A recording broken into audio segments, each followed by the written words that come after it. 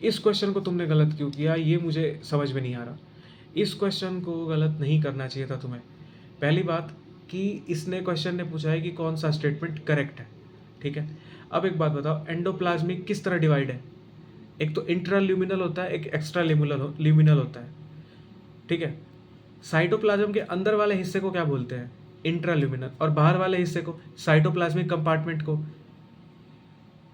Extra luminal. ये मैं तुम्हें एनसीईआरटी में दिखाता हूँ। एंडोप्लाज्मिक रेटिकुलम मेरे को एनसीईआरटी गूगल पे मिली ही नहीं। कितनी स्ट्रेंज बात है। कभी एग्जाम्पलर खुल रहा है तो कभी एनसीईआरटी ऐसा खुल रहा है जिसमें एनसीईआरटी वो नहीं खुल रही है जो पर्टिकुलर प्रॉपर एनसीईआरटी है। खैर छोड़ो, ये सेल है।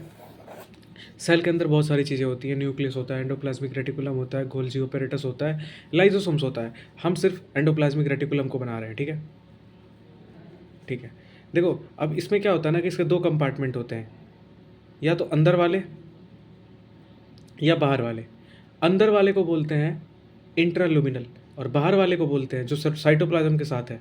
ये पूरा साइटोप्लाज्म है, जो साइटोप्लाज्म के पास में उसको बोलते हैं एक्स्ट्राल्यूमिनल। तुमको ये भी पता होगा कि अगर एंडोप्लाज्मिक रेटिकुलम पे आई एम सॉरी राइबोसोम है तो उसको बोलते हैं रफ एंडोप्लाज्मिक रेटिकुलम, और जिस पे राइबोसोम नहीं है उसको बोलते हैं स्मूथ एंडोप्लाज्मिक रेटिकुलम। जो रफ एंडोप्लाज्मिक रेटिकुलम होता है वो क्या बनाता है? प्रोटीन वगैरह बनाने में यूज़ आता है। स्मूथ क्या करता है? लिपिड लाइक स्टीरॉयड हार्मोन बनाता है। तो इतनी बातें तुम्हें याद होनी चाहिए। अब क्वेश्चन पे आते हैं। क्वेश्चन क्या कहता है? क्वेश्चन आपका ये कहता है कि जो एंडोप्लाज्मिक रेटिकुलम है वो डिवाइड करता है intracellular space with two distinct compartment luminal. देखो यार, लुमिनल में साइटोप्लाज्म नहीं आता है। इंट्रालुमिनल का मतलब कि इनसाइड ईआर यहाँ होना चाहिए। यहाँ पे देखो, यहाँ पे इसने लिख दिया है एक्स्ट्रा लुमिनल, एक्स्ट्रा लुमिनल इनसाइड ईआर, ये गलत लिख दिया। एक्स्ट्रा का मतलब साइटोप्लाज्म की तरफ, एक्स्ट्रा का मतलब बाहर। तो पहला ही स्टेटमेंट गलत हो गया। तो इसने करेक्ट पूछा है तो पहला होगा नहीं। तो तुम ऑप्शन में देखो कि ये पहला नहीं हो सकता, ये भी नहीं हो सकता। यहाँ मतलब कि ऑप्शन 2 और ऑप्शन 3 नहीं होंगे, तो ऑप्शन ए और ऑप्शन 4 होंगे, बी, सी या सी, डी। और दोनों में सी कॉमन है तो सी तो सही है।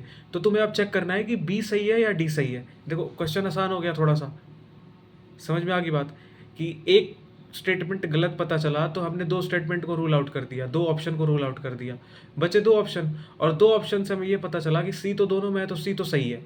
अब हमें बी या डी चेक करना है। तो देखो बी चेक करते हैं। न्यूट्रल सॉल्यूट्स में move across by the process of simple diffusion along the concentration gradient from lower concentration to higher concentration. यार ये तो बात गलत है। सिंपल डिफ्यूजन किस तरह काम करता है? High concentration to low concentration. इसने उल्टा कर दिया। अब तुमको यहीं पे सवाल पकड़ लेगा। तुमने इसका आंसर क्या किया मुझे नहीं पता, लेकिन यहीं पे बात तुम्हें, यहाँ तक स्टेटमेंट सही है, ये लाइन सही है, दूसरी लाइन सही है, यहाँ तक कि यहाँ तक सही है। लेकिन जैसे इसने यहाँ पे लिख दिया ना from lower concentration to higher, तो तुम यहाँ तक पहुँचोगे नहीं और स्टेटमेंट कर दोगे बी सही है, पर बी सही नहीं है। और जो सिंपल डिफ्यूजन होता है वो higher concentration to lower concentration जाता है विदाउट कंजप्शन ऑफ एनर्जी। तो बी तो गलत है, तो ये बी नहीं होगा, आंसर 4th होगा। इस बात का ध्यान रखना। क्वेश्चन नंबर 101 का 4th ही है, ठीक है। अब तुमने क्या किया था? इसका 101 का सी किया है। सी मतलब ये ए और डी। अब तुमने पहला ही आंसर सही मान लिया जो कि पहला आंसर गलत है। तो इसको एनसीईआरटी से तुम्हें चेक करना है। मेरे को एनसीईआरटी नहीं मिली, तुम्हें एनसीईआरटी से चेक करना है कि इंट्राल्यूमिनल जो साइटोप्लाज्म के अंदर की तरफ होता है, इंटरनल इनसाइड ईआर, और एक्स्ट्रा लुमिनल जो साइटोप्लाज्म की तरफ होता है।